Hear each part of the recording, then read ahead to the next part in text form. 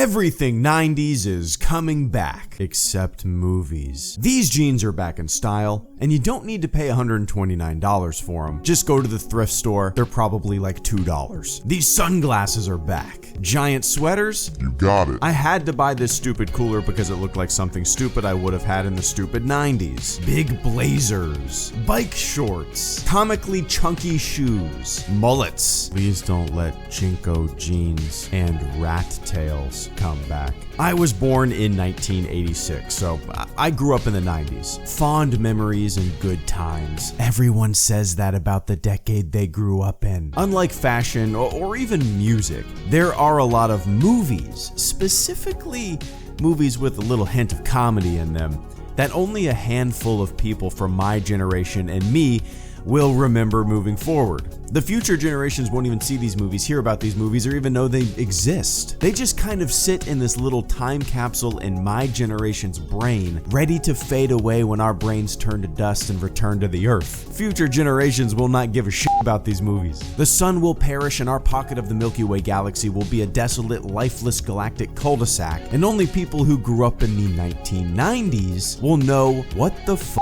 Biodome was. You kids should have a 90s watch party and watch some of these movies. You kids, you'll love them. I promise, they're great. They're really good movies. You'll thank me, they're so good. These are some of the best movies you'll ever see. 10 movies that only my generation knows about, and the memories of these movies will die when we die because they are not classic movies, and most of them are super stupid and really tailored towards children in a very specific decade. Number 1.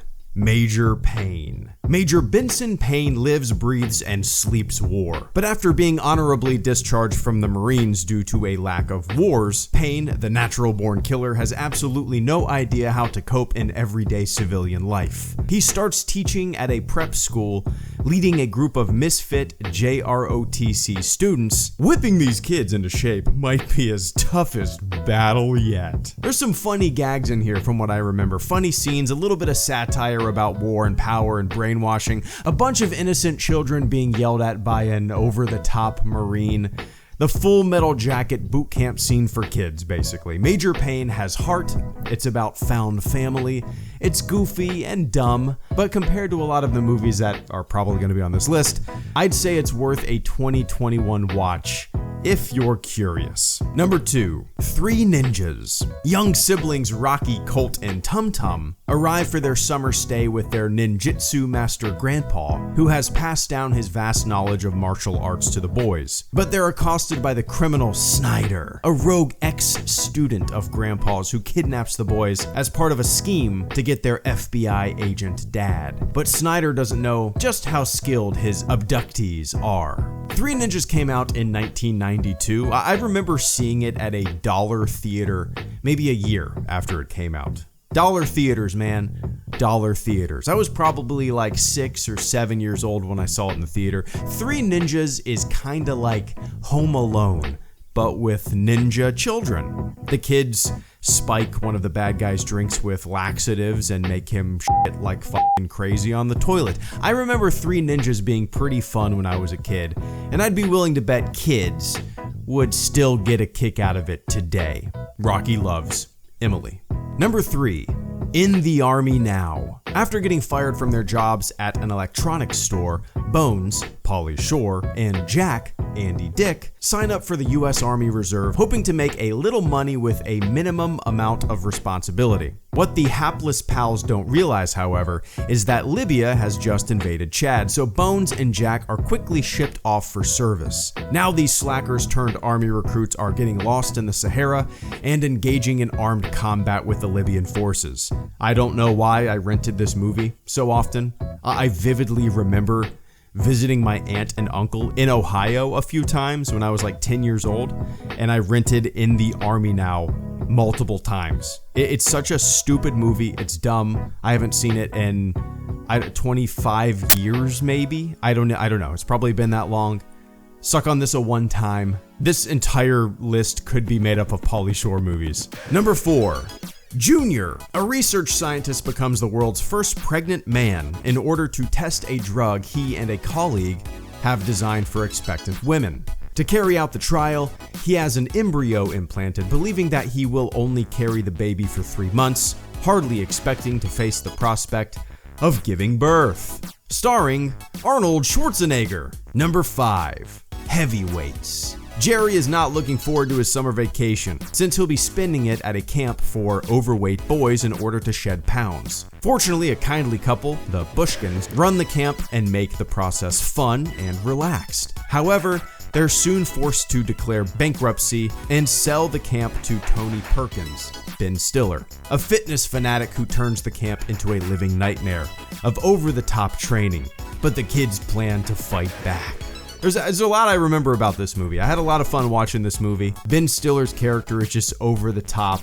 Just one of those kind of like, VHS exercise tape kind of guys, you know what I mean? I don't know how well this movie would age nowadays. I don't know if kids would enjoy it nowadays, but damn, I watched Heavyweights a lot. There was this giant like inflatable thing at the Heavyweights camp called the Blob, and kids would jump on it, and it would send kids launching into the air. I always wanted to do that. I dreamed of jumping on the Blob. It was a fun movie. Number 6, Ernest Goes to Camp. Actually, any of the Ernest movies. Ernest Goes to Jail, Ernest Goes to School, Slam Dunk Ernest. Ernest was played by Jim Varney, who you might know as the voice of Slinky Dog in Toy Story and Toy Story 2. The Ernest movies are just innocent, goofy, dumb fun, very physical comedy. Ernest is a lovable idiot with basically a rubber face that can make any facial expression imaginable.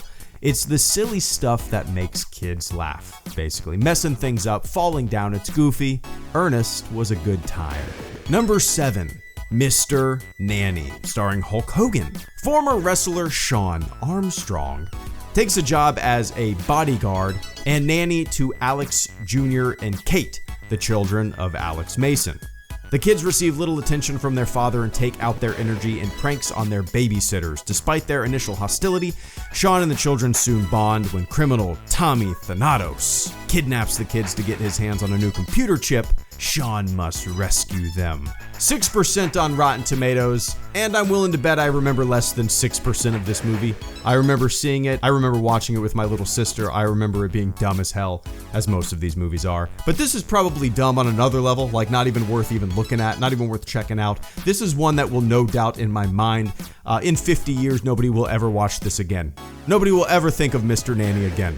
Unless they're like a huge Hulk Hogan fan and they want to watch everything he's ever done. Actually, I'm sure those kind of people exist out there. Number 8, Blank Check.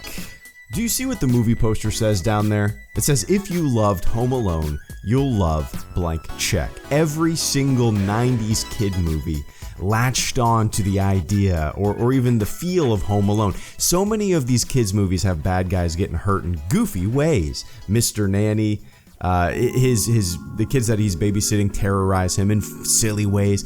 Blank Check, he ends up kind of f***ing up bad guys in silly ways. I mean, talk about one of the most copied movies in the 90s, Home Alone by far. After a crook named Carl Quigley nearly kills 11-year-old Preston Waters by running over the boy's bike, he mistakenly gives the boy a blank check. The resourceful Preston makes out the check for $1 million and cashes it.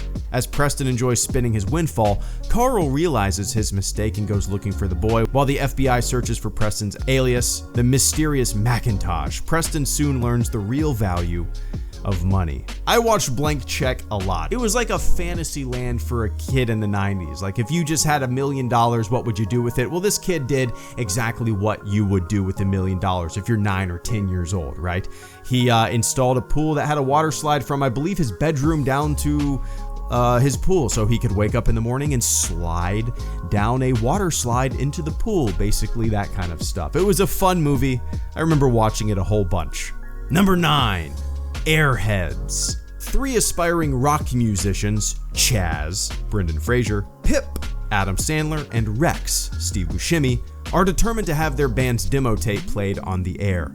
Out of desperation, they sneak into a Los Angeles radio station, but when the manager, Milo, meets them with hostility, they resort to threatening him with realistic-looking water pistols. Soon, the situation escalates, and the none-too-bright rockers get in over their heads. Airheads used to come on Comedy Central so much, I believe in like the early 2000s.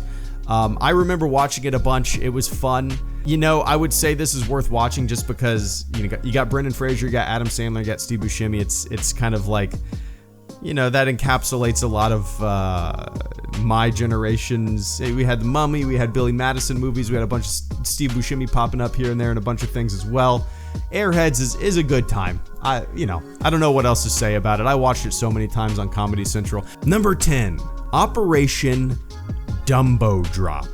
Soon to retire Captain Sam Cahill and his unit labor to build a secret relationship with a local Vietnamese village in order to conduct surveillance of an emergency weapons smuggling operation that goes through on a nightly basis. When the enemy discovers this, they kill the village's elephant as a punishment. Cahill, his replacement captain T.C. Doyle, and a team of special forces must locate and transport another elephant in time for the village's spiritual event. A family-friendly comedy set during the Vietnam War where you have to airlift an elephant. I barely remember this one, but I do remember watching it on VHS. I do remember renting this. And when all the 90s kids are dead, no one will remember Operation Dumbo Drop.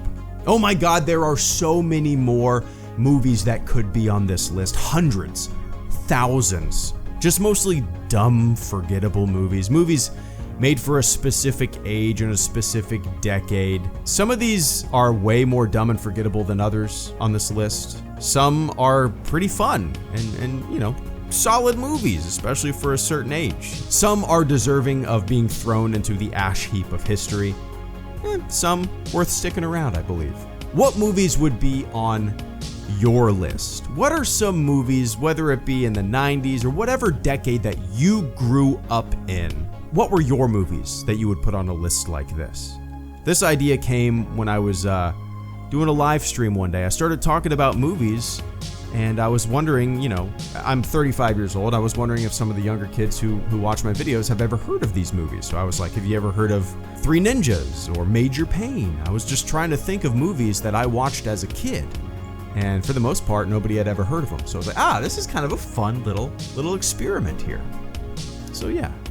What movies would be on your list? HelloGreedo, out.